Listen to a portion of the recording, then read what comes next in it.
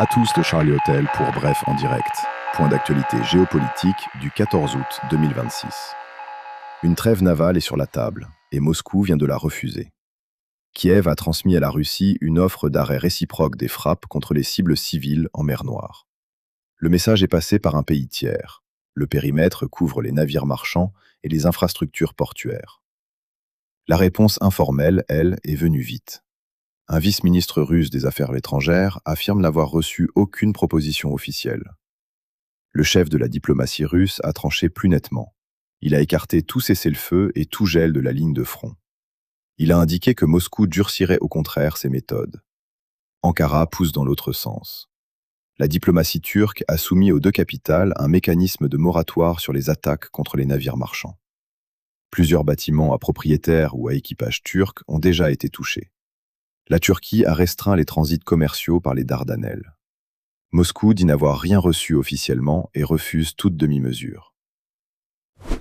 Hormuz reste verrouillé. Le secrétaire américain au Trésor a menacé Téhéran d'un isolement économique inédit, avec de nouvelles mesures dans les jours à venir. Le blocus des ports iraniens sera maintenu.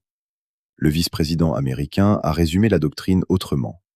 Priorité au carburant bon marché pour les Américains et interdiction absolue de l'arme nucléaire iranienne. Le ton tranche avec les signaux d'accord imminents d'il y a 10 jours. Sur l'eau, l'incident se répète. Les Émirats arabes unis ont condamné une attaque contre 2 navires liés à leur compagnie pétrolière nationale en plein franchissement du détroit. Abu Dhabi accuse les gardiens de la révolution et parle d'actes de piraterie. Ni victimes ni dégâts n'ont été signalés. En Cisjordanie, la France hausse le ton. Des colons israéliens assiègent depuis plusieurs jours des maisons palestiniennes dans le village de Kousra.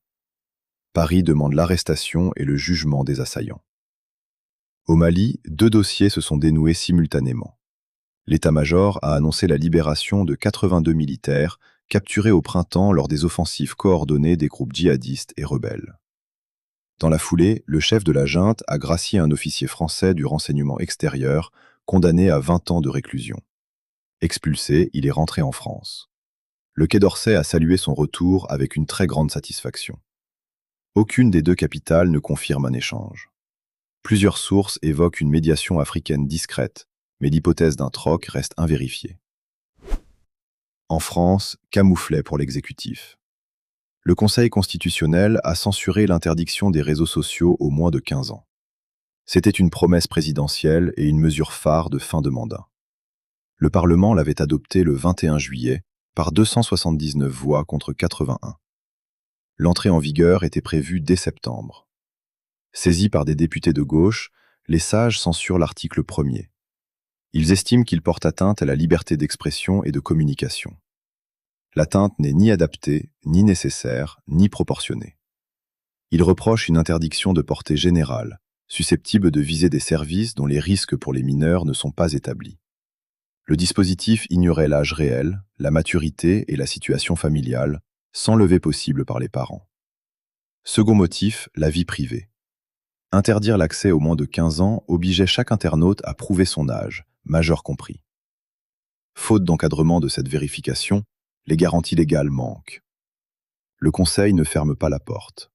Il reconnaît l'intérêt supérieur de l'enfant comme exigence constitutionnelle et une version plus ciblée reste possible. L'Élysée a réagi dans la foulée. Le chef de l'État a chargé le Premier ministre d'une rédaction juridiquement robuste dans les meilleurs délais. Le nouveau texte devra tenir compte de la décision et du cadre européen.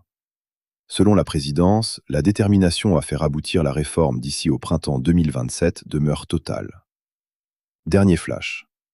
Un incendie a parcouru plus de 1100 hectares dans les Landes, avec 500 pompiers engagés et autant d'habitants évacués.